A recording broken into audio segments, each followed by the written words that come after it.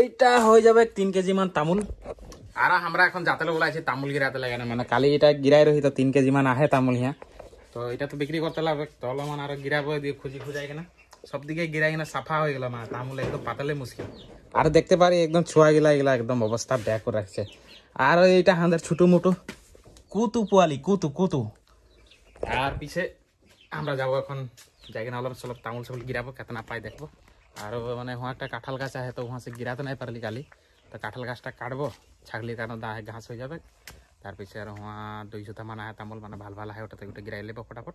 তার পিছে গিরাই ধর 1 বস্তা করবো যেন তেন বলি ভাবছি। তো